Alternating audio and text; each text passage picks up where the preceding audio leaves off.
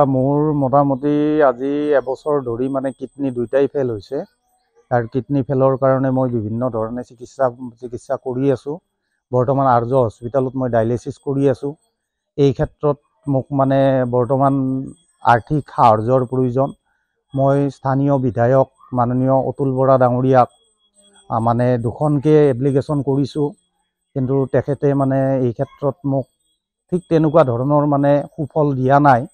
আৰু আমাৰ কৰ্মশ্ৰী মুখ্যমন্ত্ৰী মাননীয় হিমন্ত বিশ্ব শৰ্মা ডাঙৰীয়াক আবেদন কৰিছোঁ। মই দুখনকৈ আবেদন কৰিছোঁ, ইমেইল এটাও পঠিয়াইছোঁ, কিন্তু তাৰ পৰাও মই ঠিক তেনেকুৱা ধৰণৰ সাহায্য পোৱা নাই। মই মানে কৰজোৰে অনুৰোধ কৰিছোঁ তেখেতসকলে যাতে মোক তেখেতসকলৰ পুঁজিৰ পৰা কিছু এটা আৰ্থিক অনুদান দি মোৰ কিডনি ট্ৰেন্সফাৰৰ ক্ষেত্ৰত অকণমান সহায় কৰি মোটামুটি মোৰ জীৱনটো বচোৱাৰ ক্ষেত্ৰত বা পৰিয়ালটো বচোৱাৰ ক্ষেত্ৰত সহায় সাহায্য আগবঢ়াই মই মানে তেখেতসকলক মানে প্ৰাৰ্থনা জনাইছোঁ।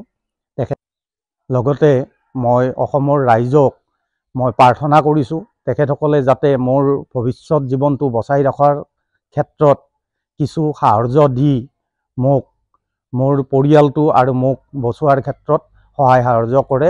এইটোৱে অনুৰোধ মোৰ ৰাইজৰ মুখ্যমন্ত্ৰী মহোদয়ৰ ওচৰত আৰু আমাৰ স্থানীয় বিধায়ক অতুল বৰা ডাঙৰীয়াৰ ওচৰত। এইখিনিয়ে মোৰ প্ৰাৰ্থনা।